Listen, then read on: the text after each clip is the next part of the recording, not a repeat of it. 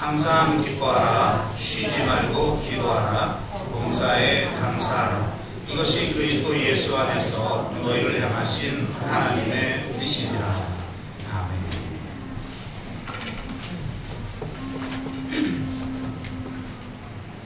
네, 우리 앞뒤 좌우로 한번 서로 좀 인사할까요? 네, 잘 오셨습니다. 주님의 이름으로 사랑하고 축복합니다. 그리고 새해 복 많이 받으세요. 한번 하십시오. 네.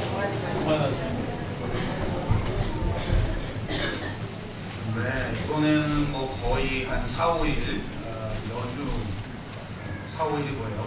만약에 뭐 하루 이틀 월차만 내도 거의 일주일 이상 혹은 한 10일 이상 연휴를 쓸 수 있는 그런 기간이라고요. 그래서 보니까 우리 셀 리더나 이런 분들도 일찌감치 금요일쯤 시골에 고향에 내려가거나 올라간 분들 이제 많이 계시더라고요. 그래도 생각보다 많이 나오신 것 같습니다. 그래서 여러분들 이렇게 나오셔서 하나님 앞에 예배한 이 예배를 하나님이 기뻐 받으시는 줄 믿습니다.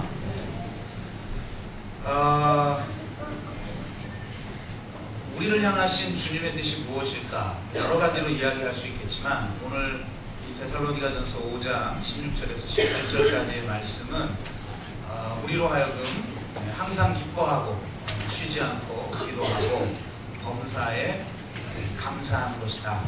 이렇게 이야기를 하고 있습니다. 여러분 주님의 뜻대로 그렇게 살아가고 계십니까?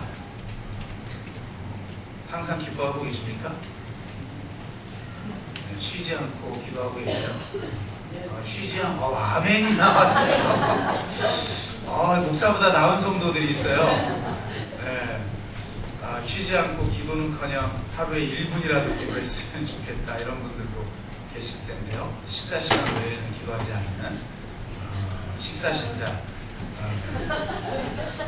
삶을 살아가는 분들도 계실 텐데 주님의 뜻은 쉬지 않고 기도하는 것이다 이렇게 얘기를 하고 범사에 감사하는 것이 주님의 뜻이다 이렇게 이야기를 하고 있습니다.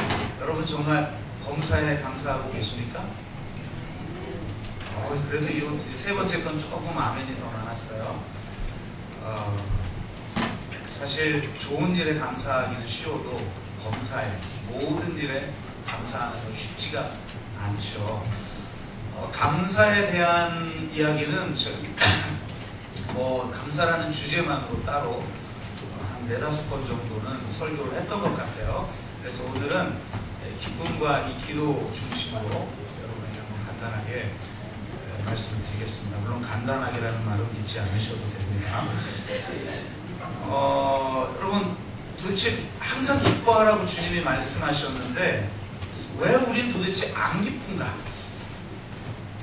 왜 항상 기뻐하면서 살지 못하는가? 뭐 여러 가지 이유가 있을 수 있겠습니까만 특별히 오늘 여러분에게 증거하려고 하는 관점에서 보면 결국 우리가 기쁘지 않은 이유는 우리의 이 생각에 사로잡혀 살아가고 있기 때문에 그렇다는 거죠. 그러니까 생각을 넘어서는 경험 이것을 우리가 많이 하지를 못하는 거죠.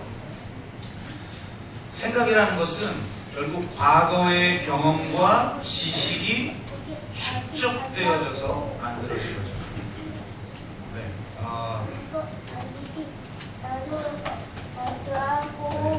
아무래도 사무실로 가셔서 예배 드리셔야 될 것 같은데요. 예배 드리시는 분이 힘드실 것 같아요.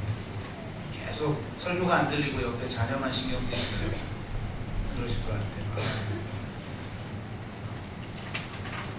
그래서 생각이라고 하는 것 자체가 과거의 경험과 지식이 축적된 것이라는 거예요. 그러니까 이걸 오늘 좀 영성이라는 측면에서 한번 접근해봐요. 일반적이고 철학적이고 우리가 상식적으로 접근하는 거는 우리가 많이 할 수 있으니까 우리가 좀 영성적인 시각에서 접근해 보자면 생각이라는 것 자체가 한정된 것이고 어떤 특정한 형태를 가지고 혹은 구조화되었거나 물질화되어 있다는 거예요. 그러니까 우리의 생각이라고 하는 것도 사실은 물질인 거죠. 요즘은 상대성 이론이나 이런 걸 통해서 모든 게 다 에너지다라고 하는 게 밝혀졌죠. 여러분 에너지 E는 물리학 얼마나 잘했는지 한번 여쭤볼게요. E는 공식이 뭐예요? 에너지는 M C 제곱이죠. 애들이 더 역시 대답을 잘합니다. 요즘 배우니까 우리는 인생 살다 보면 뭐 에너지가 MC 제곱이지 MC몽이 에너지인지 뭐 알 수가 없잖아요. 그러니까 중요한 건 돈 세는 거지 이 에너지가 MC 제곱인지 이런 거 잘 알 수가 없는데 이 아인슈타인이 만들어낸 이 공식이 뜻하는 게 뭐냐면 모든 게 에너지라는 거예요. M이라는 게 물질 아니에요, 물질. 중력이라고 하는 것인데 결국은 전부 다 에너지로 바뀔 수가 있다는 거죠. 우리의 생각이라는 것도 결국은 다 이거 에너지 아닙니까? 다 물질이라고 하는 것이죠. 그러니까 물질이라고 하는 것은 시공간을 갖는다라고 하는 거예요. 그러니까 우리가 지금 이 영성적인 지금 용어로 제가 사용할 테니까 이게 무슨 의미인가에 대해서는 차근차근 제가 설명해 드릴게요. 결국 물질이라는 것은 시간과 공간을 갖는다는 거예요. 그러니까 내가 생각에 갇혀서 산다라고 하는 것은 결국 시간과 공간 안에 갇혀서 산다라는 것을 의미하는 거죠. 그러니까 내가 바로 이 시간과 공간 안에 갇혀 살고 물질 안에 갇혀 살고 내가 생각 안에 갇혀 살기 때문에 항상 문제가 발생하는 거예요. 영어로 저도 영어회화 이렇게 어쩌다 한번 영어회화 하다가 작심삼일되고 막 그러잖아요. 여러분도 외국인 한번 만나면 내가 영어 해야지 그냥 이런 창피함을 내가 시도했다가 뭐 하루 못 가고 그러시잖아요. 근데 그런 영어회화 공부를 하다 보면 접하는 문장 중에 무슨 문제가 있니? 라고 하는 그런 문장이 있어요. 이게 What's matter? 라고 하는 문장이에요. 그러니까 무슨 문제 있니? 라고 묻는 거죠. 근데 이 matter라고 하는, matter라고도 하고 이 matter라고 하는 이 M-E-T-T-E-R 이 matter라고 하는 말이 여러분 사전을 딱 찾아보면 제일 먼저 나오는 뜻이 뭐예요? 물질이라는 뜻이죠. 물질. 그러니까 MC제곱 아니겠어요? 중력이라고 하는 것도 마찬가지겠지만 그러니까 matter, 물질이라는 거예요. 무슨 물질 있니? 이게 영어가 무슨 이게 희한하죠? What's matter? 문제가 물질이 뭐니? 이런 말 아니에요. 근데 우리가 지금 상식적으로 알고 있는 뜻은 뭐예요? 무슨 문제 있니? 문제가 뭐니? 이런 뜻이잖아요. 그러면 다른 말로 말하면 이 matter라고 하는 뜻, 이 물질이라고 하는 다른 뜻이 뭐냐? 문제라고 하는 뜻이죠. 문제. 사전 딱 찾아보면 이 matter가 물질, 1, 물질, 2, 문제 이런 식으로 되어 있어요. 이 무슨 말이냐? 왜 우리가 살아가면서 이토록 문제가 많은가? 왜 우리는 이렇게 문제 속에 살아가는가? 그것은 결국은 우리가 물질에 갇혀 살기 때문에 시간과 공간 안에 갇혀 살기 때문에 혹은 성경적인 용어로 말하면 육 가운데 살고 있기 때문에 혹은 우리의 생각에 사로잡혀 살아가고 있기 때문이다. 이렇게 이야기를 할 수가 있겠죠. 예를 들면 이런 거예요. 이 애벌레가 자기 집을 향해 가다가 거대한 바위를 만나요. 큰 물질이죠. 거대한 바위를 만나요. 그럼 이거는 자기 집을 가는 것을 가로막는 장애물이 되는 거잖아요. 그렇게 참 이게 문제죠. 그래서 안절부절하고 있으면 옆에서 뭐라고 물을까요? What's matter? 문제가 뭐니? 라고 물을 거예요. 문제가 뭐냐고? 이 물질이야. 그 거대한 바위 덩어리가 난 장애물이야. 문제 덩어리야. 라고 말을 하겠죠. 그런데 애벌레가 허물을 벗고 나중에 나비가 되고 나면 과연 그 바위가 장애물이 될까요? 나비가 바라본 바위는 그냥 아름다운 비행을 위한 하나의 코스에 불과한 거예요. 애벌레에겐 이건 너무 큰 문제죠. 그런데 2차원 기어다닐 줄밖에 모르는 애벌레에겐 이게 너무 큰 문제지만 3차원을 날아다니는 이 이 나비에게는 이건 더 이상 문제가 아니란 말이에요. 그냥 내가 아름답게 비행을 하는 하나의 코스에 불과한 거죠. 그러니까 영적으로 다시 풀어서 이야기를 하자면 우리가 물질에 갇혀 살고 우리가 생각에 갇혀 살고 우리가 시간과 공간 안에 갇혀 살고 우리가 육에 갇혀 살면 매사가 문제라는 거예요. 그래서 항상 이 육에 갇힌 사람, 물질에 갇혀 살아가는 사람들은 일평생 동안 문제 해결하다가 인생을 다 보내고 끝나는 거예요. 그래서 그에게 있어서 인생이라는 것은 늘 풀어야 할 숙제 덩어리인 거죠. 마치 학교 가기 싫은데 학교 가야 하는 아이들에게 주어진 문제를 푸는 아이들의 심정으로 우리는 살아가고 있는 거예요. 왜 이렇게 매사해? 여기 오신 분들도 얼마나 걱정거리가 많아요. 해결해야 될 문제가 많아요. 이거 끝나고 이제 고향에 내려가야 될 텐데, 고향에 내려가면 또 뭐 승진했냐고 물어보겠지. 결혼했냐고 물어보겠지. 애는 공부 잘하냐고 물어보겠지. 벤처 한 거 좀 벤처 기업 만든 거 잘 풀리냐고 물어보겠지. 그럼 다 이게 매사에 문제 덩어리인 거예요. 그러니까 얼마나 지끈지끈 머리가 아프냔 말이에요. 그런데 3차원을 사는 나비와 같다면 더 이상 그거는 문제가 아니겠죠. 그러니까 이런 사람들에게 있어서 삶이라고 하는 것은 풀어야 할 숙제가 아니라 누려야 할 신비가 됩니다. 그러니까 내가 영적이 되어야 되는 거죠. 우리가 진짜 기쁨의 삶을 살기 위해서는 문제를 풀어냈을 때 경험하는 기쁨이라는 건요, 잠시 느끼는 만족감에 불과한 거예요. 그래서 왜 사람들이 큰 일을 성취하고 나서 다시 마음이 공허한가? 숙제 풀 때 느끼는 그 기쁨이라고 하는 것은 잠시 나에게 만족을 줄지 몰라도 근원적인 기쁨을 우리에게 줄 수가 없다라는 거예요. 그러니까 정말 중요한 것은 문제를 푸는 게 아니라 문제가 사라지는 차원을 경험하는 거죠. 그래서 문제는 해결되기 전에 반드시 해소되어져야 된다. 그러니까 문제가 더 이상 문제로 여겨지지 않는 삶을 우리가 먼저 살아야 한다는 거죠. 그러니까 영적인 삶을 우리가 살아야 되는 것이죠. 그러면 더 이상 그거는 내가 풀어야 될 숙제, 너무 힘들게 풀어야 될 숙제가 아니라 바로 그 놓인 것을 통해서 내가 하나님의 신비를 누리는 하나의 기회가 된다는 거예요.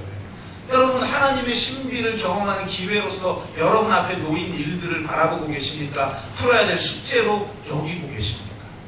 이 육적인 삶과 영적인 삶이 이렇게 다른 것이죠. 물질은 영이 아니기도 하고 영원하지도 않습니다. 그래서 우리가 영 가운데 살아간다는 것, 영의 삶을 살아간다는 건 한마디로 말하면 영혼의 삶을 지금 여기서 살아가는 걸 말해요. 영혼이라는 것은요, 단순히 우리의 시간이 지속하는 게 아니에요. 우리는 영원히 산다라고 하는 것이 마치 그냥 끝도 없는 시간을 살아가는 것처럼 생각을 해요. 아니, 생각해 보세요. 그런 영혼이 진짜 영혼일까요? 예를 들어 내가 병자인데 병자인 상태로 영원히 살아. 그럼 그 영혼일까요? 성경에서 말하는 그 영원? 그 영생이라고 하는 그런 삶일까요? 그런 게 아니겠죠. 영혼이라는 것은 결국 시간을 초월하고 공간을 초월하는 어떤 차원을 경험하는 것이라고 할 수가 있겠습니다. 그래서 우리가 이 영혼을 살지 못할 때 바로 이 물질이라고 하는 시간과 공간에 사로잡힌 삶을 살아가게 된다는 거예요. 그럼 이게 무엇을 의미하는가를 한 단계 좀 우리가 들어가 보고, 진짜 기쁨을 위해서 도대체 어떤 문제가 해결되어져야 비로소 기쁜 게 아니라 어떤 상황에서든 항상 기뻐하는 삶을 어떻게 도대체 우리가 살아갈 수 있을 것인가, 그 비결을 한번 우리가 찾아보도록 하겠습니다. 먼저 시간의 차원에 대해서 우리가 살펴보는데요. 여기서 말하는 시간이라고 하는 건 영적 차원에서 지금 영성적 차원에서 접근하는 거죠. 우리가 객관적으로 있는 시간과 공간을 말하는 게 아니에요. 예를 들면 우리 생각 속에서 시간이라는 게 만들어져요. 우리 안에 만들어지는 시간이 과거라고 하는 거예요. 왜? 우리의 생각 자체가 아까 말했죠? 과거가 축적되어 만들어진 에너지이고 물질이니까 결국 내 생각 속에서 기억이라고 하는 걸 통해서 우리는 과거로 돌아가요. 그러니까 이 기억이라는 걸 통해서 과거라는 시간이 생겨나죠. 근데 많은 사람들은 이 기억을 통해 과거로 돌아가 후회와 상처의 고통을 겪고 있다는 거예요. 그래서 이 물질에 갇혀 살아가는 사람들이 가장 많이 하는 말 중에 이런 말들이 있어요. 참 옛날이 좋았는데 내가 왕년에는 말이야 뭐 이런 거, 젊을 때가 좋았지, 그냥 젊음만으로 좋아 보여, 이런 말들 많이 하죠. 혹은 그때 그 일만 없었더라면, 혹은 좀 더 구체적으로 더 들어가서 그때 그 인간만 아니었더라면, 이렇게 자기 안에 있는 상처와 미움과 혹은 그렇게 살지 말 걸 그랬다라는 어떤 후회 속에 살아간다는 거예요. 우리가 후회 속에, 상처 속에 살아간다는 건 뭐냐면 과거 속에 살아가는 거예요. 그러니까 진짜 지금 여기 하나님이 나에게 누려야 할 신비로 주신 시간을 누리지 못하는 거죠. 그 나의 과거가 만들어낸 후회스러움, 상처뿐인 그런 나의 과거가 만들어 놓은 문제 해결하다가 볼일 다 본다는 거예요. 여러분은 진짜 하나님이 주신 선물로서의 지금을 살고 있습니까? 아니면 과거 속에 살고 있습니까? 이런 우스갯소리가 있어요. 중세의 탁발 수도사들 있잖아요. 탁발 수도사들 여러분 영화 보시면 이렇게 머리 완전히 밀고 수도복을 입고 2명씩 짝지어서 수도 여행을 하죠. 우리 동양 문화는 이게 좀 익숙해요. 왜냐하면 스님들이 꼭 이거 오셔가지고 가게에도 오셔가지고, 그럼 우리 무슨 뜻인지 알죠? 어떻게 해야 돼요? 네, 돈을 드려야죠. 음식을 드리거나. 이런 문화가 중세에도 있었던 거예요. 그래서 이 둘씩 짝을 지어서 탁발 수도사들이 수도 여행을 했어요. 근데 하루는 비가 엄청 많이 와서 하루 지체됐다가 이제 갈 길을 가려고 하는데 비가 너무 많이 와가지고 건너야 될 냇가가 좀 깊어진 거예요. 그래서 이걸 어떻게 하지? 라고 하고 있는데 옆에도 웬 아낙네가 빨리 건너가서 자녀를 봐야 하는데 물이 깊어져서 제대로 건너지를 못하고 있는 거예요. 여인의 힘으로는 그 물살의 힘을 가로질러서 그 강을 건너기가 너무 어려운 거죠. 그런데 이 탁발 수도사 중에 한 명이 너무나도 이 긍휼이 많은 사람이었어요. 그래서 그 아리따운 아낙네를 향해서 제가 업어서 건네드리도록 하겠습니다 라고 하는 거죠. 그래서 그 여인을 업고 강을 건너는 거죠. 그러니까 물살이 치기도 하고 물살이 몸을 덮기도 하고, 그러니까 막 아워 하고 그냥, 자세한 설명은 상상하지 마세요.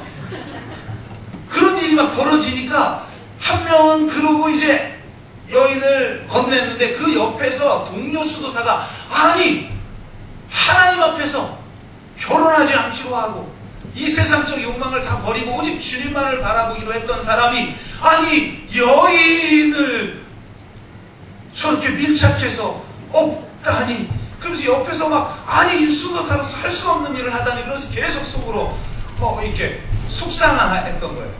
그리고 나서 내려주고 가는 이제 갈 길을 이제 아는 애는 가고 둘이 다시 원래 가기로 한 순례의 길을 갑니다.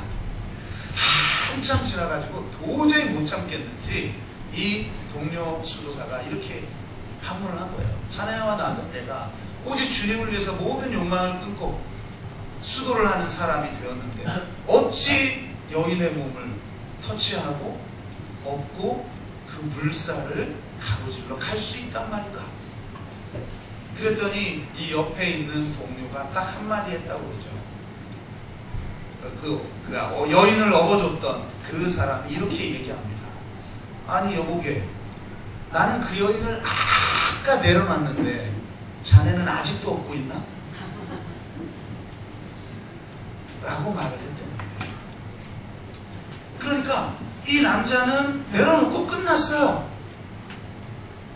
근데 이 동료 수도사는 계속해서 이 남자가 그 여인을 업고 있는 것으로 여겨지는 거죠. 무슨 말이에요? 과거 속에 살아가는 거예요. 너무나 많은 사람들이 과거의 상처, 과거의 아픔, 내가 그러지 말 걸 그랬다라고 하는 어떤 후회, 내가 왜 하필이면 우리 가정에서 태어났을까? 왜 나의 부모는 하필이면 우리 아버지이고 우리 어머니일까? 이런 온갖 그 과거의 여건에 사로잡혀 살아가는 거죠. 이 과거 속에 살아가는 사람. 근데 문제는 이 과거라고 하는 것이 미래라는 시간을 만들어낸다는 거예요. 왜냐?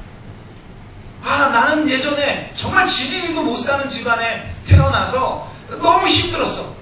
나는 반드시 내 자녀에게 부유한 가정 환경을 만들어 줄 거야. 그래서 정말 부자가 되기 위해서 자기 일평생 동안 애쓰는 그런 사람들도 제가 참 많이 보게 됩니다. 무슨 말이에요? 우리는 결국 과거가 만들어낸 그 결핍이 미래까지 만들어내고 있다는 걸 알 수가 있어요. 그래서 미래 속에 살아가요. 내가 어떤 문제를 해결하면 지금 가난이 문제야, 지금 그 건강이 문제야. 그래서 그 문제를 해결될 어떤 미래, 그 미래를 바라보면서 그 미래 속에 살아가는 사람이 너무 많다는 거죠. 기억 속에 과거가 있다면 기대 속에 미래가 있죠.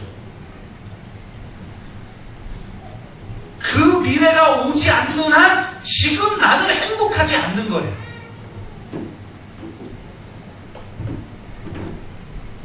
그래서 많은 사람들은 자신들이 기대하는 미래가 오기 전에는 결코 행복할 수 없는 삶을 살아가요. 그래서 이 불안한 마음을 달래기 위해서 내가 기대하는 그 미래가 될지 안 될지에 대해서 신경을 쓰면서 살아가요. 그래서 수많은 사람들이 점을 치러 가는 것 같아요. 아니 기독교인들도 30% 이상은 다 점을 쳐본 경험이 있다, 이렇게 대답을 했다면서요. 설마 우리 교회 교인 중에 점 보러 가는 사람은 없겠죠? 만약 그런 일이 있으면 징계 절차에 돌입하도록 할 겁니다. 근데 어쨌든 그런 이유가 있는 거예요. 미래를 알고 싶은 거예요.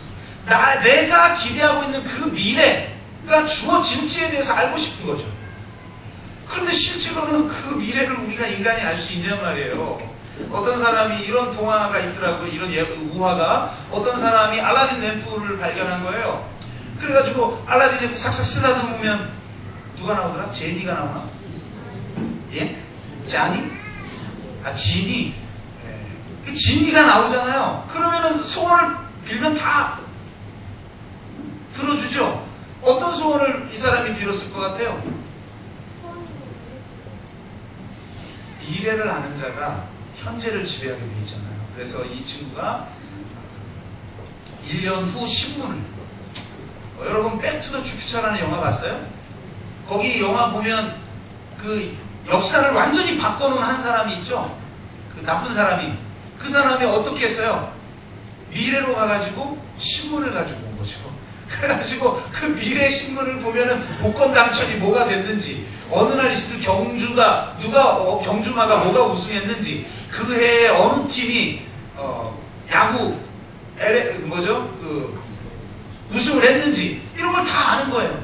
그러니까 도박판에서 다 따는 거죠. 그래가지고 전부 사람들이 그 도박판에 도박에 목숨을 매는 그런 사회를 만들어 놓은 거예요.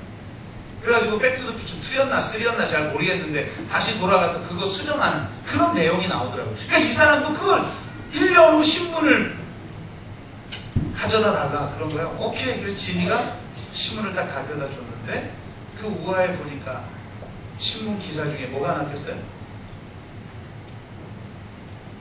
이 사람의 사망 기사가 나는 거예요. 그죠? 그러니까 자기가 미래를 지배하고 미래 속에서 뭔가 미래를 알면 뭔가 성취할 거라고 생각해서 봤지만 결국 거기 난 것은 바로 자신의 사망 기사였다라는 거죠. 어떤 일들을 아무리 알아내려고 해도 결국은 자기가 죽는 것 하나 알지 못하는 존재. 여러분, 우리가 이렇게 예배를 드리다가 제가 집에 돌아가는 길에 하나님이 저를 부르셔서 갈 수도 있는 게 인생 아니에요? 아멘? 이걸 또 아멘을 좀 제가 아멘 한 것도 이상하고 아멘을 대답한 여러분도 이상하네. 근데 그럴 수 있잖아요. 그래도 지금 행복할 수 있습니까? 많은 사람들이 그래서 하나님은 미래를 알 수 없게 해놓으셨다고 전도서에 되어 있어요. 오직 영원을 사모하는 마음만 주셨다는 거죠. 그 영원이 뭐냐 이 말이에요. 그 영원이 지금 제가 계속해서 설명드리고 있는데 그 영혼은 바로 이 과거라고 하는 시간, 이 미래라고 하는 시간을 넘어서는 삶을 영원이라고 말합니다. 그래서 진짜 영원을 사는 사람은요, 지금을 살아요. 그래서 지금이라는 것이, 현재라고 하는 것이 영어로 presence, 선물이라는 단어와 똑같아요. 그러니까 사실은 우리가 누리는 하나의 신비로서 우리에게 선물로 주신 거예요. 지금이라는 시간을. 근데 우리는 숙제 풀으라고 지금을 누리지 못하고 살아간다는 거죠. 왜? 시간 안에 갇혀 있으니까 과거 속에서 후회하고 그 상처가 만들어 놓은 그 상처에 사로잡혀 살아가고 그 상처가 없는 미래에 대해서 상상하며 기대하며 미래 속에 살아가지, 지금 여기에 그 매 순간 주어지고 있는 하나님의 선물을 누리지 못하는 거예요. 고린도후서 6장 2절에 뭐라고 말합니까? 보라, 지금은 은혜 받을 만한 때요. 보라, 지금은 구원의 날이로다. 지금 이 순간 우리는 은혜를 누리고 있느냐? 지금 이 순간 구원을 누리고 있느냐? 과거라는, 미래라는 시간에 사로잡혀 살아가지 않고 그 시간을 넘어서는 영혼을 살아가고 있느냐라고 묻고 있는 거죠. 공간에 대해서도 이야기할 수 있을 것 같아요. 생각은요, 비교라고 하는 걸 통해서 만들어져요. 그래서 어렸을 때 가장 많이 공부하는 공부가 뭐냐? 개념 정리하는 공부예요. 작다, 크다, 많다, 적다, 못생겼다, 잘생겼다, 행복하다, 불행하다, 비싸다, 싸다, 온갖 이 상대적인 개념들을 배우면서 우리가 개념에 대해서 배우고, 그러면서 우리의 생각이 풍성해지기 시작하는 거죠. 이게 무슨 말을 의미하냐면, 우리의 생각 속에서는요, 항상 이 두 가지가 쌍으로 온다는 거예요. 무슨 말이냐면, 행복과 불행이라고 하는 것도 항상 우리에게 쌍으로 다가오게 돼 있다는 거예요. 다시 말을 하면, 우리가 행복할 때가 언제냐? 불행이라는 것이 존재할 때 행복해요. 근데 문제는 내가 진짜 행복하기 위해선 내가 행복하고 상대가 불행할 때 행복하겠죠. 그 행복과 불행이 동시에 나에게 주어지면 그 불행 때문에 우리가 행복하지 않을 거잖아요. 그러니까 우리의 행복이라고 하는 것은 항상 남의 불행을 전제로 하고 있다는 거예요. 이런 거죠. 담임 선생님이 저에게 와가지고 몰래 이렇게 손 펴봐, 그러나 손 펴봐 그러더니 손에다가 지우개 하나를 탁 놔주는 거예요. 다른 어떤 아이들한테도 주지 않고 오직 나에게만 지우개를 하나 탁 주는 거예요. 그런 선물을 받았을 때 여러분 얼마나 기뻐요. 그런데 생각해 보세요. 선생님이 어느 날 반 아이 모든 아이들에게 예쁜 샴푸를 하나씩 다 주는 거예요. 여러분 보세요. 훨씬 싼 싸구려 지우개 받았을 때가 더 행복할까요? 모든 애들이 다 받는 샴푸신 받을 때가 행복할까요? 지우개 받을 때가 행복하죠. 왜? 나는 있는데 남은 없기 때문에. 우리의 행복이라는 게 다 이런 거죠. 예를 들어 뭐 승리하고 성공하는 건 어떤가요? 내가 나만 성공을 했으니까 기쁜 거죠. 모두가 성공하면 성공이 아니죠. 여러분 경기를 했어요. 내가 1등을 했어요. 너무 기쁘죠. 우리 기독교인들도 막 체육대회만 했다 하면 그냥 막 갑자기 육적 그리스도인이 되어버려요. 막 싸우고, 와, 제가 이전에 있던 교회에서 축구 대항전, 각 교구별 축구 대항전 하면 난리가 나요. 싸움 나고. 그래가지고 진짜 전문가 심판을 데려다 놓지 않고 집사님 중에 한 번 시키고 장로님 중에 한 번 시키고 목사님 중에 한 번 시켰다 싸움 나요. 난리 나요. 목사님이 이렇게 심판하면 됩니까? 하고 난리 나요. 전문가를 딱 데려다 놔야 그래도 권위가 나름대로 있어가지고 싸움이 덜 나요. 목사도 필요 없더라고요. 그렇게 싸워야 되는 거예요. 근데 보세요. 1등을 할 때 왜 기뻐요? 남에겐 없는 걸 내가 소유했으니까요. 이게 참 인생의 아이러니예요. 그래서 1, 2, 3등을 뽑잖아요.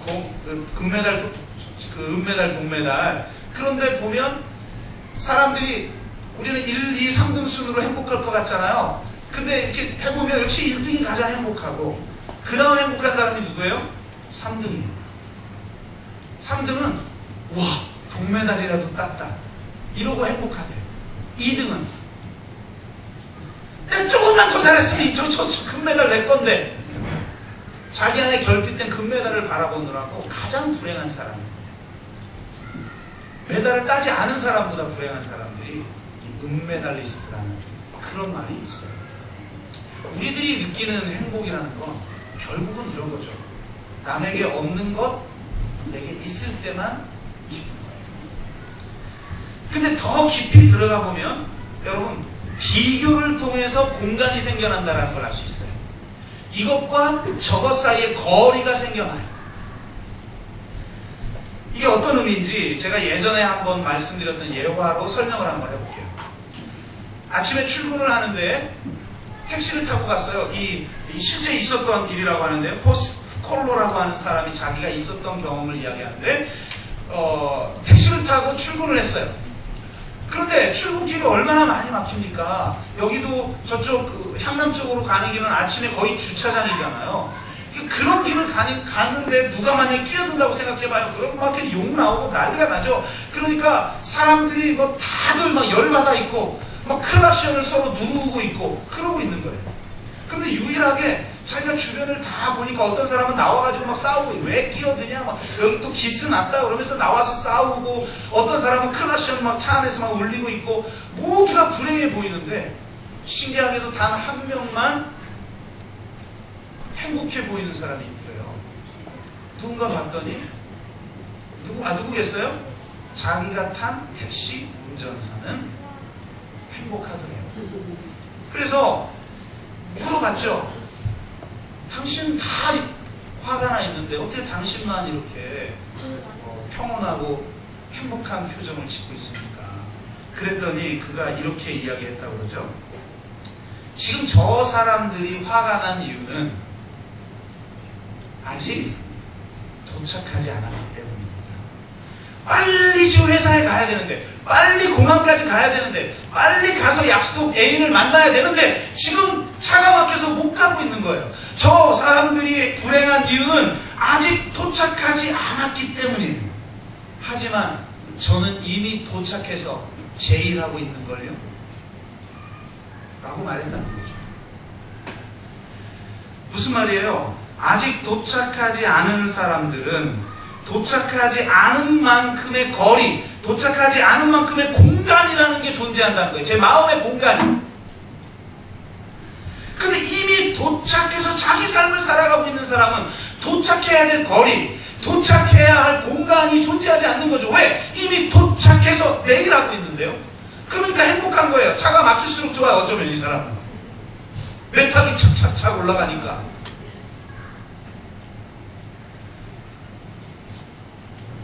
여러분이 생각에 사로잡혀 살아간다는 건 뭐냐면 이처럼 공간 속에 살아간다. 내가 아직 가야 할 게 너무 많이 있는 거죠. 그래서 무엇인가 이뤄야 하고 무엇인가 되어야 하는 그런 삶을 살아가. 성공해야 될 텐데, 그러니까 그 성공을 위해서 지금 여기 나에게 선물로 주신 그 시간들과 그 공간을 누리지 못하는 거예요. 어떤 사람이 컨설턴트로 데뷔를 했는데 어떻게든 컨설턴트로 이게 성공을 해야 되니까 그것 때문에 너무 고심을 하고 있는 모습을 봤대요. 근데 그 아내가 대단한 사람이죠. 그 고민하고 있는 그 남편에게 이렇게 얘기했다는 거예요. 여보, 컨설턴트가 되려고 노력하지 말고 그냥 컨설턴트가 되면 되잖아. 이 심오한 이야기를 좀 이해를 하시겠습니까? 이 정도의 아내하고 살아야 돼요. 바가지 긁는 아내 말고. 이렇게 힘들어할 때 다시 왜 이렇게 바가지래, 다시 왜 이렇게 고민하고 이렇게 주눅 들어있고 아니 이게 더해 막 이렇게 막 하면 수준 낮은 거예요. 바가지 긁는 연인하고 사는 것만큼 피곤한 게 어딨겠어요. 근데 이렇게 한마디 딱 해주는 거죠. 여보, 컨설턴트가 되려고 노력하지 말고 그냥 컨설턴트가 되면 어떨까? 이 한마디에 이 남자가 자기가 뭐가 문제였는지를 깨달은 거예요. 자기가 오직 무엇이 되는 방법, 무엇을 이루는 방법에만 초점이 맞춰져 있다는 사실을 깨닫는 거죠. 그냥 되어서 지금을 즐길 줄 모른다는 걸 깨달은 거예요. 그래서 그는 삶을 완전히 바꿔서 할 수 없는 것보다 할 수 있는 것에 초점을 맞추기 시작했고, 하고 있지 않은 일보다 하고 있는 것에 초점을 맞추기 시작하며 새로운 무엇을 향해서 나아가는 삶이 아니라 그냥 새로운 무엇이 되어서 사는 삶을 살기 시작했다는 거예요. 이건 굉장히 중요한 거죠. 우리가 예수 그리스도의 사랑을 누릴 때 제가 이런 말씀을 드렸어요. 우리 성도님들에게 여러분은 예수 그리스도를 닮아가는 삶을 살아가야 되는 사람인데 그런 거에 비추어 보면 여러분은 몇 점짜리 같아요?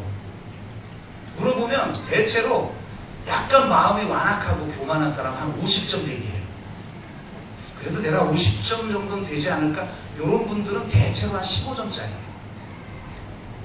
근데 자기가 50점 된다고 착각하고 살아요. 높은 점수를 말하는 사람일수록 자기 객관화가 잘 안 되는 사람이에요. 근데 진짜 자기의 문제가 뭔지를 아는 사람, 내가 얼마나 연약한 사람인 줄 아는 사람은 낮게 점수를 부르죠.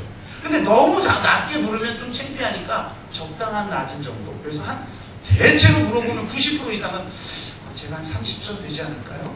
이렇게 대답해요. 근데 여러분 보세요. 내가 30점이든 내가 50점이든 100점이 되려면 아직도 50점이 부족하고 아직도 70점이 부족합니다. 그러니까 늘 결핍된 삶을 살아가. 무엇이 되기 위해서 살아가니까. 그런데 여러분, 내가 그리스도 안에서 새로운 피조물이라고 하는 이 영적 세계를 누릴 때 내가 몇 점짜리라는 걸 깨닫는다고 제가 말씀드렸어요. 100점짜리. 100점이신 그리스도가 내 안에 이미 들어와 계신다는 거예요. 생명이신 그리스도의 생명, 그 생명이 나의 생명이 되어주는 역사를 내가 경험한다는 거예요. 나는 그냥 되어서 살아가는 거죠. 내가 그리스도가 되어서 살아가는 것이지 되려고 살아가는 사람만큼 인생이 피곤한 게 없다는 겁니다. 내가 도달하지 않은 어떤 곳에 도달해야 행복한 사람, 공간에 갇혀 살아가고 물질에 갇혀 살아가는 사람이죠. 그런 사람은 천국에 가도 천국을 누리지 못해요. 어떤 사람이 너무나 우연히 그랬는지 몰라도 선한 일을 해서 천사가 나타나가지고 내가 무엇을 해주길 원하냐, 오늘도 이 시리즈가 많네, 뭘 해주길 원하냐 그랬더니 천국에 가서 살고 싶대요. 오케이, 그래서 천국에 데려가 살게 했대요. 그런데 여러분 보세요. 천국에 가면 좋을 것 같죠? 제가 예전에 황병산 사이트라고 하는 곳에서 근무를 했어요. 와, 이 사이트는요 구름 너머에 있어요. 그래서 구름 속으로 들어갔다가 구름을 뚫고 기지가 나와요. 그 기지 위에서 바라보면요 밑에 그 구름이 무릉도원이에요. 무릉도. 너무 아름다워가지고 집사님들, 이런 곳에서 근무하는 집사님들 정말 행복하시겠어요? 그랬더니 그분들이 피식 웃더니 목사님 일주일 지나고 나서 다시 얘기하죠. 그리고 일주일 지났더니 진짜 감동이 하나도 없어. 떴네? 구름이 깔렸네? 천국에 가면 굉장히 행복할 것 같죠? 처음에는 어떻게 이게 12보석으로 이루어진 천국문이 있고 열린 문이 있고 와 일주일 지나면 그러네. 이 사람이 너무 심증이 난 거예요. 그래서 그러면 저에게 다시 이 세상에 다채로운 것을 제가 경험하고 싶으니까 세상 속으로 저를 데려다 주십시오. 세상으로 데려가니까 거기에 얼마나 인생이 많이 변해요. 1년 전하고 지금하고도 또 이 동네도 벌써 다르잖아요. 그러니까 이런 세상이 너무 좋구나. 그런데 일주일 지나니까 또 실증이 되더래요. 야, 이 정도 가지고는 내가 자극이 안 되겠다. 그래서 그 천사에게 제가 지옥을 한번 좀 보고 싶습니다. 그랬더니 천사가 뭐라고 했대요? 지금 당신이 어디 있다고 생각하시나요? 라고 물었대요. 당신이 지금 이미 지옥 속에 살고 있다는 거죠. 지옥은 물론 최후 심판 이후에 있을 그런 불못이라든지 이런 게 있지만 우리가 지금 영적인 차원에서 지금 말하는 거예요. 당신이 이미 지옥을 살고 있다는 거예요. 내가 이미 도착해서 살아가지 않고 무엇인가 되어야만 내가 어느 다른 곳에 도착해야만 이곳이 아닌 다른 것, 이 상태가 아닌 다른 상태, 지금이 아니라 먼 미래에 그 상태가 되었을 때만 행복하다라고 생각하는 사람은 그 상태가 돼도 행복하지 않은 거예요. 그래서 세상에 성공한 사람들이 진짜 행복할 것 같죠. 왜 그런데 그런 사람들이 자살하나요? 그런 게 이루어지든 이루어지지 않든 진정한 행복, 항상 기뻐할 수 있는 그 기쁨의 차원을 알지 못하기 때문이라는 거죠. 그럼 그것은 어디서 오는가? 그것은 위에서 오는 거예요. 우리나라 말이 굉장히 영적인 언어예요. 여러분, 기쁘면 웃음이 나오죠? 웃음이 무슨 뜻인지 알아요? 웃음이? 원래 우리는 이렇게 쓰겠죠? 원래 우리 한글 고어를 보면 우 플러스 숨이라는 단어예요. 사투리 많이 하시는 분, 우가 어디죠? 위죠? 사투리는 알죠? 어디로 가야 될까요? 우로 가봐? 이게 우회전하라는 건지 위로 가라는지 알 수 없는 사투리를 쓰시잖아요. 근데 우리나라 옛날 단어의 우는 위예요. 그러니까 숨은 뭐죠? 우리 숨은 우리의 호흡이고 우리의 생명이죠. 호흡이 끝나면 생명도 끝나는 거죠. 그러니까 웃음이라는 건 뭐냐면 위로부터 오는 생명이라는 뜻이에요. 진짜 기쁨을 어디서 경험하느냐? 위로부터 오는 생명을 경험할 때 온다는 거예요. 그래서 성경은 이렇게 얘기합니다. 요한복음 17장 3절. 영생은 우리가 죽고 나서 다른 어떤 공간으로 갔는데 그 공간이 12보석으로 이루어진 황홀한 공간, 그 일주일이면 실증은 안 되니까요. 거기서 시간의 지속, 영원히가 끝도 없이 살아가는 걸 영원이라고 생각하는데 성경은 뭐라고 말하느냐? 17장 3절. 영생은 곧 유일하신 참 하나님과 그가 보내신 자 예수 그리스도를 아는 것이니라. 아멘. 영원이라는 건 양적인 시간과 공간을 말하는 것이 아니라 시간과 공간의 질을 말하는 거예요. 영생이라는 것은 곧 시간과 공간을 초월해서 살아가는 삶을 의미하는 것입니다. 바로 지금 여기를 살아갈 수 있는 길은 바로 예수 그리스도를 경험하는 거라는 거예요. 사도 바울 보세요. 자랑할 것 투성이었던 사람.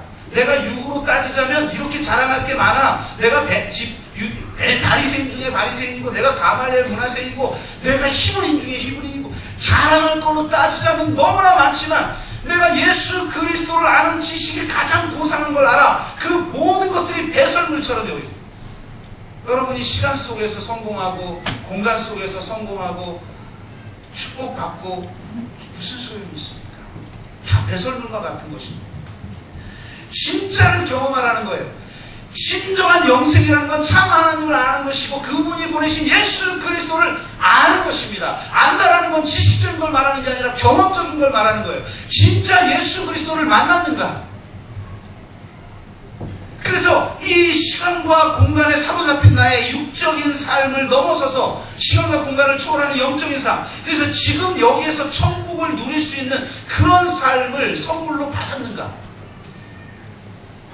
진짜 예수님을 만난 사람 아닌 사람은 보면 알아요. 잠시 내가 넘어질 수도 있고 쓰러질 수도 있고 잠시 화가 날 수도 있죠. 그러나 그 내면 깊숙한 곳에 무엇이 있느냐? 천국이 있어요. 예수 그리스도를 경험하면 그런 축복이 주어집니다. 청교도 평신도인 플라벨이라고 하는 사람이 자신이 있었던 경험을 이야기해 주는데요. 승마를 하고 있는 어느 순간 그는 예수님을 만나기를 소원하고 늘 기도했던 사람이에요. 그래서 참 희한하죠. 예수님은 내가 예상치 못한 순간에 종종 찾아오세요. 기도할 때 찾아오셔야 되는데 기도가 끝난 다음에 찾아오시고, 쉴 때 찾아오셔야 되는데 일할 때 찾아오시기도 하시는 그런 분이시죠. 근데 정말 예수님을 사모해요. 그 예수님의 사랑을 온전히 경험하기를 위해 날마다 기도했던 이 사람이 하루는 승마를 하고 있는, 말을 타고 있는 중에 그리스도의 임재를 경험해요. 그 그리스도의 임재가 너무나도 황홀하여서 모든 걸 잊어버리게 돼요. 자기가 심지어, 여러분 이겁니다. 진짜 하나님의 임재를 경험한 사람은 내가 어디 있는지 몰라요. 공간이 사라집니다. 아직도 도착해야 되는 사람은 그 공간 때문에 불행한 거죠. 근데 이미 도착한 거예요. 예수 그리스도의 임재 속에 살아가는 사람은 항상 이미 도착해서 살아가는 사람이니까 그러니까 그 어디인지도 모르면서 말을 타고 가는 거예요. 나중에 정신을 잠깐 차려보니까 자기 이 나뭇가지의 얼굴이 스쳐서 피가 나기도 하는, 그것도 모르는 거예요. 그 그리스도의 임재 속에 완전히 사로잡히는 거예요. 밥도 먹지 않고 밤새 잠을 자지 않지만 그 임재가 너무 깊어서 잠을 자지 않으면서 깊은 쉼을 누려요.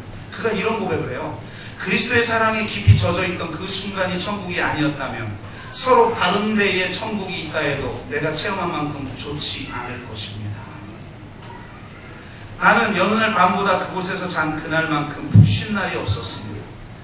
그전에는 생전 알지도 못하였던 것들을 내 영혼이 믿음으로 보고 들은 밤이었습니다. 그렇게 그 예수님을 만나고 나서의 그 다음의 삶은 완전히 바뀐 거죠. 내 과거로 인해 후회하거나 헛된 기대들, 그것이 이루어지지 않는 한 지금 나는 행복하지 않거나 그 결핍이 만들어낸 문제 해결하다가 숙제 풀다가 인생 가는 그런 삶이 아니라 매 순간순간이 천국인 삶, 매 순간순간이 정말 누려야 될 하나님의 신비임을 깨달으며 살아가는 삶, 하나님의 선물임을 누리며 살아가는 삶을 살아가게 된다는 거죠. 똑같이 남들이 볼 땐 문제를 해결하기 위해 살아가는데 완전히 다르게 접근하는 거죠. 주님 안에 있으면 시간을 초월하고 공간을 초월하며 살아가는 삶을 지금 여기에서 살아갈 수 있어요. 지금 여기에서 천국을 누리지 못하는 사람이 나중에 천국을 누리게 된다는 건 말이 안 되는 것입니다. 여러분, 지금 여기에서 천국을 누릴 수 있는 사람, 진정한 기쁨을 누릴 수 있는 사람, 그런 사람이 항상 기뻐할 수 있는 줄로 믿습니다. 이 항상 기뻐하는 영의 세계를 살아가는 저와 여러분 되시기를 주의 이름으로 축원합니다. 그런데 제가 지금 이만큼의 길이를 기도에 대해서 준비했기 때문에 시간이 많이 가서 이걸 압축적으로 정리하고 제가 마쳐야 될 상황에 처한 것 같아요. 진짜 그런데 왜 그럼 우리는 잘 그렇게 못 살아가느냐? 이런 선물을 주셨는데, 여러분 이런 선물 주신 건 알아요? 아멘? 최소한 이런 선물이 나에게 주어졌는데 내가 못 누리고 있지, 나도 주시지 않고 내가 그걸 이루어야 되는 삶이 아니에요. 그리스도인은 주셨어요, 분명히. 그럼 경험했잖아요. 이 세상과 나는 강구도 없고 오직 주님만 있는 삶을 경험해 보셨잖아요. 그분 때문에 모든 게 사랑이어라. 모든 게 사랑이에요.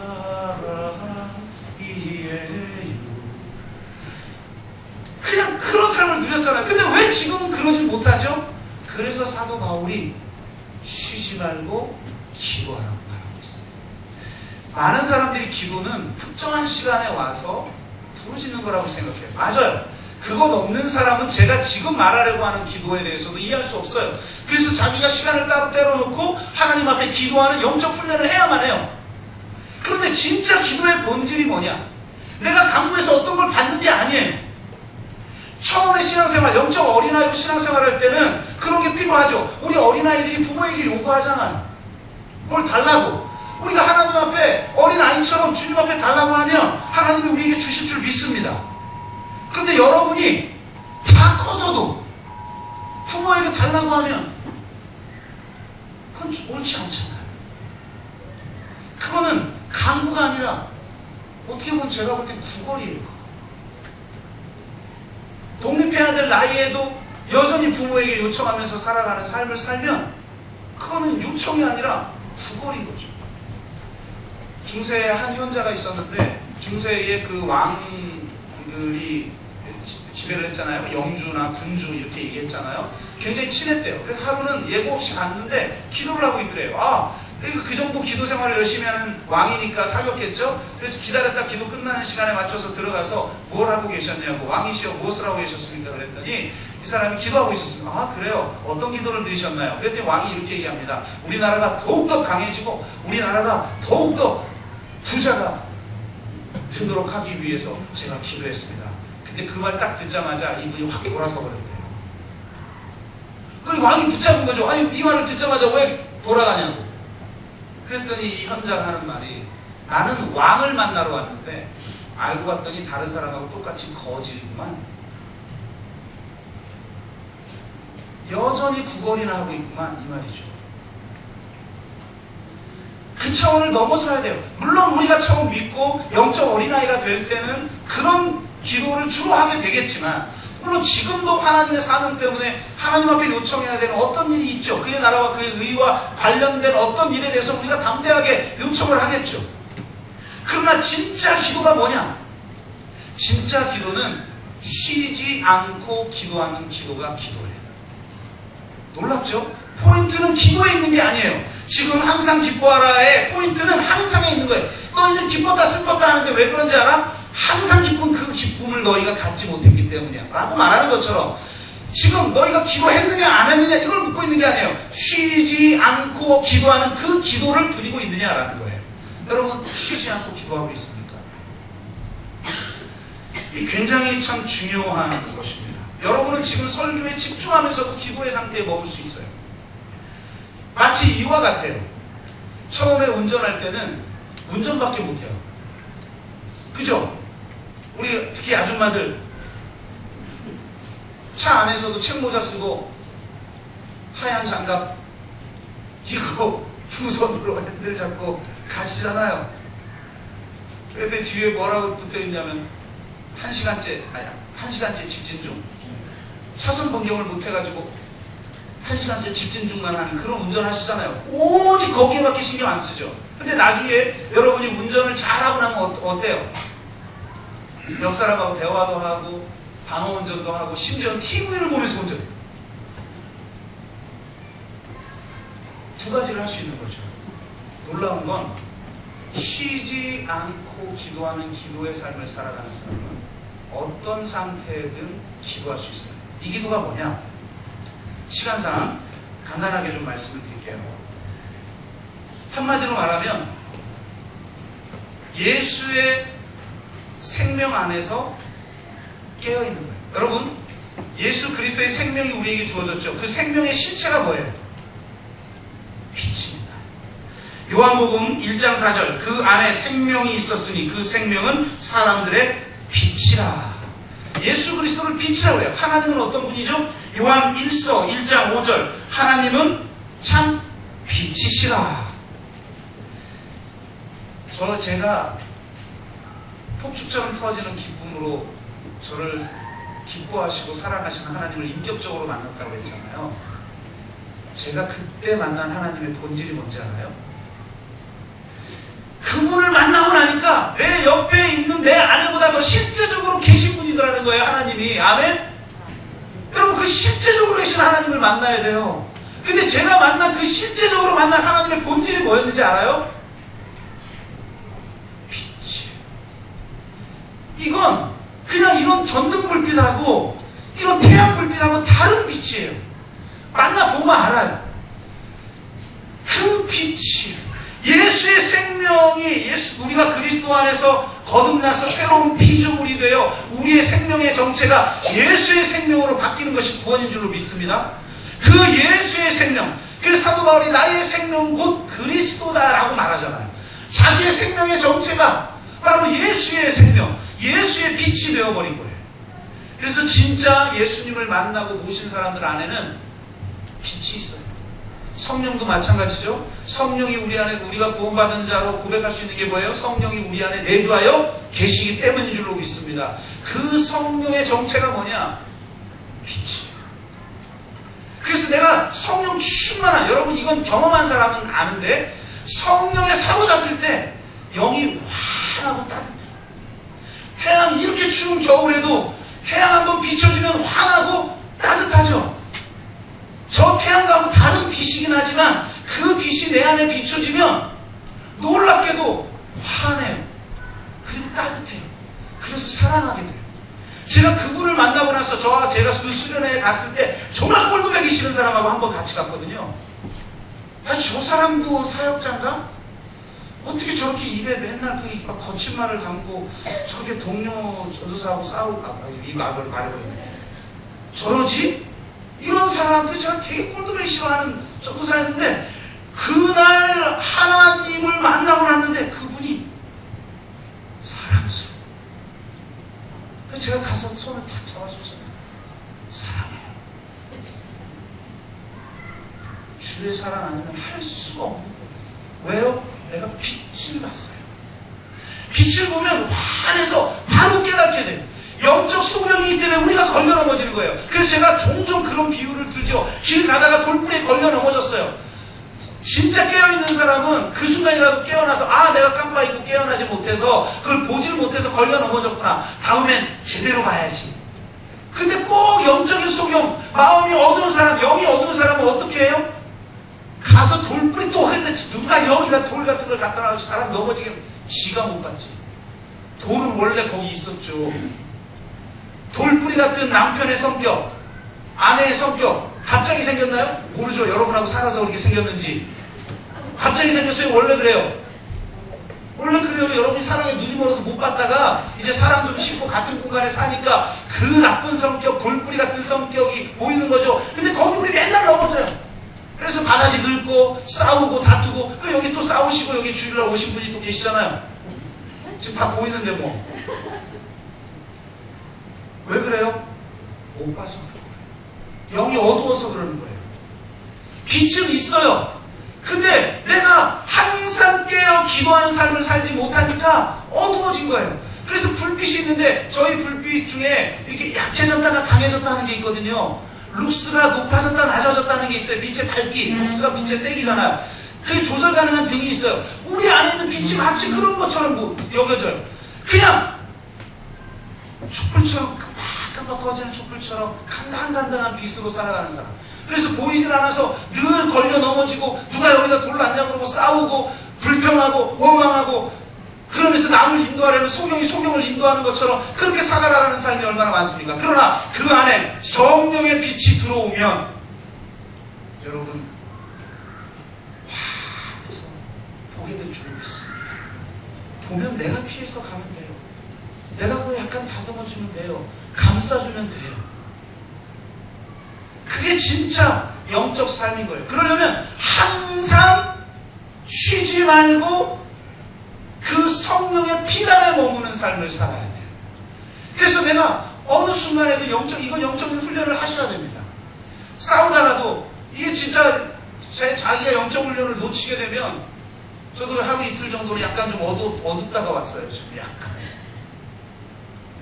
근데 진짜로 내가 다시 주님을 붙들면 영이 환해지게 되면 보이는 거예요. 내 정체를, 내 영의 정체를. 그럼 내가 다스리게 되고 상대에 대해서도 배려할 줄 아는 그런 삶을 살게 된다라는 겁니다. 항상 깨어있지 않으면 여러분 다 까먹어요. 하나님이 여러분에게 선물로 주신 그 성령의 빛으로 인해서 밝은 것, 그 따뜻한 것 다 까먹어버려요. 그래서 한눈 팔아. 사람들이 깨어있지 못하니까 한눈 파는 거예요. 공부를 하다가 먹다만 빵을 생각하면 그 빵에 한눈 판 거죠. 여러분 예배 드리다가 집에 가스레인지 켜도 그거 생각하고 있으면 거기에 한눈 판 거죠. 지금 여기에서 살아가지 못하고 우리는 많은 것에 걸려 넘어지며 살아가고 근심하고 염려하느라고 에너지를 다 빼앗겨버려요. 그것이 가시떨기에 뿌려진 씨앗과 같죠. 세상 염려와 재물의 유혹에 말씀이 막혀 결실지 못하는 사람이다. 우리가 왜 결실을 못합니까? 빛으로 충만해져서 내 안에 따뜻해져야 꽃이 피어나고 꽃이 피어야 열매가 맺어지는 것 아닙니까? 여러분이 항상 깨어 보세요. 제 아들의 이름을 늘봄이라고 진 이유가 있습니다. 늘봄이라고 그러니까 어디 음식점 이름이냐고. 유명한 음식점이 있다면서요. 늘봄. 그거 알았으면 안 줬을 텐데. 되게 유명한 음식점 늘봄공원이라고 있대요. 나중에 알아보니까 북한에서 일가족이 탈출했을 때 옛날에 가서 식당에서 밥 먹었던 그 식당이 늘봄공원이라고 그러더구만요. 근데 그 늘봄이라는 이름은 우리가 영어로 말하면 always 봄, 여름, 가을, 겨울, 스프링, always 스프링이라고 생각하잖아요. 근데 제 아들의 늘봄이라는 이름은요, always watching이에요. 혹은 awakening, 깨어있음, 봄. 성령 안에 사로잡히고 예수의 생명에 충만하면 환해져서 보는 거예요. 보면 한눈 팔지 않아요. 빼앗기지 않아요. 세상 유혹과 재리의 유혹과 염려 이걸로 다 빼앗겨서 막상 정말 내 안에 있는 열매들이 자랄 에너지가 하나도 없고 양분이 하나도 없는 삶을 우리가 살아가고 있잖아요. 그런데 내가 보면 빼앗기지 않아요. 주님의 뜻이 무엇인지 확실히 보여요. 걸려 넘어지지 않도록 피해갈 수 있도록 보여요. 그래서 따뜻해지면 꽃이 피어나요. 꽃이 피어나는 계절이 바로 봄이죠. 그래서 늘 보면 늘 봄이야. Always watching is always spring. 제 아들 이름이 이렇게 심오해요. 쉬지 말고 기도하라. 근데 좀 요즘 아들답지가 않아. 이름답지가 않아. 그래서 좀 훈련을 시켜야 되는데 깨어있어야죠. 자기의 생각, 자기의 신념 이것에 사로잡혀서 공격하고 화를 내고 사랑하지 못하고 과거에 후회하고 미래에는 행복하겠지. 그래서 지금 여기에 준 하나님의 선물을 누리지 못하며 살아가는 그런 삶을 살지 말고 온전히 지금 여기에 깨어서 쉬지 않고 기도함으로 진정으로 항상 기쁘고 범사에 감사할 수 있는 그런 삶을 살아가는 저와 여러분 되시기를 주의 이름으로 축복합니다. 우리가 기도하겠습니다. 사랑의 아버지 하나님 감사합니다. 이제 예배를 끝나고 나면 가족들이 모이고 고향에 내려가고 시골에 갈 텐데 우리가 문제들에 사로잡혀 그곳에서 다투고 짜증내고 염려하고 화내다 오는 것이 아니라 누려야 할 신비로 하나님이 주신 선물로 여겨 그 속에서도 그리스도의 임재 속에 지금 여기에서 그리스도의 사랑을 베푸는 사람이 되게 하여 주옵소서. 그러기 위해서 다른 유혹에 다른 생각들에 한눈 파는 자가 아니라 지금 여기 예수의 생명 안에 성령의 조명하심 안에 깨어있는 자가 될 수 있도록 인도하여 주시옵소서. 항상 기뻐하게 하시고 쉬지 않고 기도하게 하시고 범사에 감사하는 삶을 살게 하여 주옵소서. 감사드리며 예수 그리스도의 이름으로 기도드리옵나이다. 아멘.